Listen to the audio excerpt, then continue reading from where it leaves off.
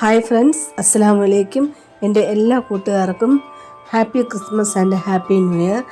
എല്ലാവർക്കും നല്ല ഒരു വർഷമാവട്ടെ ഇനി 2025 എന്ന് ഞാൻ ആശംസിക്കുകയാണ്. അപ്പോൾ ഒരു ചെറിയ യാത്രയാണ്. ഞാനും എൻ്റെ ഇക്കായും എൻ്റെ മക്കളും കൂടെ ഒരു ചെറിയ പാലുകാച്ച്, പിന്നെ അല്ലാതെ കുറച്ച് ആവശ്യങ്ങളും കൂടെ ഉണ്ടായിരുന്നു.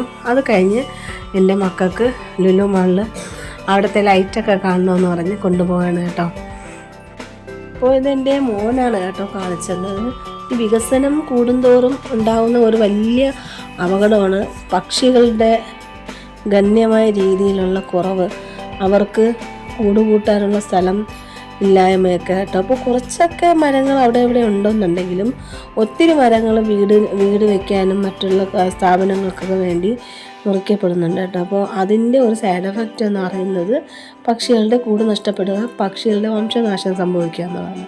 അപ്പോൾ ഇതിപ്പോൾ സോളാറിൻ്റെ പാനലിൽ കാക്കകൾ കൂട് കൂട്ടിയിരിക്കുന്നതാണ്. ഇതുപോലെ പല സ്ഥലങ്ങളിലും കാക്കകൾ കൂട് കൂട്ടിയിരിക്കുന്നത്. അപ്പോൾ അതിന് വാസസ്ഥലം ഇല്ലാതെ വരുമ്പോൾ മനുഷ്യനിർമ്മിതമായ ഇതുപോലെ പല കാര്യങ്ങളിലും അത് കൂട് കൂട്ടിയിരിക്കേണ്ട അവസ്ഥ വരുന്നു. ഇത് കാക്കയായതുകൊണ്ട് ഇതുപോലെ എത്ര തരം പക്ഷികൾ നമ്മുടെ ഈ ലോകത്തുണ്ടായിരിക്കാം, അതൊക്കെ ഇപ്പോൾ വംശനാശം സംഭവിച്ചുകൊണ്ടിരിക്കുകയാണ് കേട്ടോ. അപ്പോൾ ഇത് കണ്ടപ്പോൾ എനിക്ക് അതാണ് ഓർമ്മ വന്നത്. ഇപ്പോൾ ക്രിസ്മസ് ആയതുകൊണ്ട് ഓരോ വഴികളിലും ഇതുപോലെ ദീപാലങ്കാരം ആയിട്ട് കിടക്കുന്നുണ്ട് കേട്ടോ. മക്കൾ കാണിക്കാൻ വേണ്ടി നിർത്തി കൊടുത്തതാണ്. അപ്പോൾ പാലുകാച്ച കഴിഞ്ഞ കുറച്ച് സമയം വേറെയൊക്കെ ആവശ്യങ്ങളുണ്ടായിരുന്നു. അതെല്ലാം കഴിഞ്ഞിട്ട് പിള്ളേർക്ക് വിശക്കാൻ തുടങ്ങി കേട്ടോ മക്കൾക്ക്.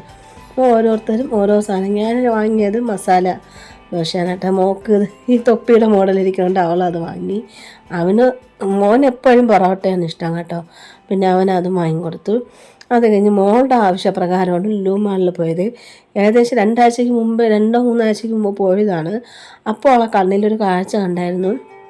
ഒരു ഭീമൻ ക്രിസ്മസ് ട്രീ അവിടെ പണി നടന്നുകൊണ്ടിരിക്കുന്നതേ ഉണ്ടായിരുന്നുള്ളൂ. അത് കണ്ടു.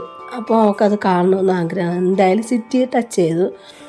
2-3 കാര്യങ്ങളുണ്ടായിരുന്നു. അതെല്ലാം കഴിഞ്ഞിട്ട് എന്തായാലും അതും കൂടെ കാണിച്ചു കൊടുക്കാമെന്ന് വിചാരിച്ചു. നമ്മളല്ലാതെ പിന്നെ വേറെ ആരാണ് സഹായിച്ചു കൊടുക്കേണ്ടതല്ലേ.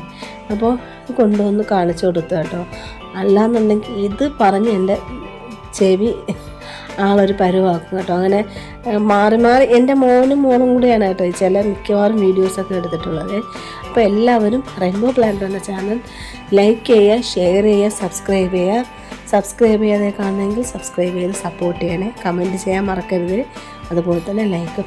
പിന്നെ അവിടെ ഒരു ക്രിസ്മസ് പാപ്പ കണ്ട കേട്ടോ. നല്ല ക്യൂട്ടായിട്ടുള്ള ഒറിജിനൽ ക്രിസ്മസ് പാപ്പ പോലെ തോന്നിക്കുന്ന മേക്കപ്പും എല്ലാം അവിടെ കൂടെ നിന്ന് 2-3 ഫോട്ടോയൊക്കെ എടുത്തായിരുന്നു കേട്ടോ.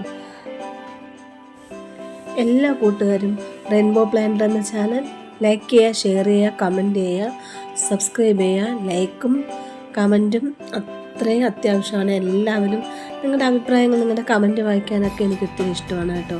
അപ്പോൾ നിങ്ങളുടെ കമൻറ്റുകളൊക്കെ ഇടണം. ഇനിയും പ്ലാൻസുമായിട്ട് ബന്ധപ്പെട്ട ഒത്തിരി വീഡിയോസൊക്കെ ഉണ്ട് കേട്ടോ. നിങ്ങളുടെ സപ്പോർട്ട് വേണം. നല്ലൊരു ഫോണോ ക്യാമറയോ ആയിരിക്കും എല്ലാ യൂട്യൂബേഴ്സിൻ്റെയും ആഗ്രഹം. അതുപോലെ എൻ്റെ ലക്ഷ്യം അത് സാധ്യമാവുന്നത് വരെ ഇങ്ങനെയൊക്കെ എനിക്ക് വീഡിയോ ഇടാൻ പറ്റുള്ളൂ. നിങ്ങളെല്ലാവരും സഹകരിക്കണം.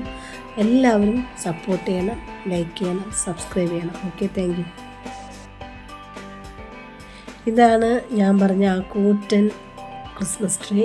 നല്ല ഭംഗിയുണ്ട് കേട്ടോ. നല്ലതുപോലെ ഒന്ന് ചുറ്റിക്കാണാൻ തന്നെയുണ്ട് കേട്ടോ. നമ്മുടെയൊക്കെ ഈ സാധാരണ ഫോൺ കൊണ്ട് ഇങ്ങനെയൊക്കെ വീഡിയോ എടുക്കാൻ പറ്റുള്ളൂ കേട്ടോ. ഒരുപാട് യൂട്യൂബേഴ്സൊക്കെ നിന്ന് വീഡിയോ എടുക്കുന്നുണ്ട് കേട്ടോ അവിടെയൊക്കെ നിന്ന്.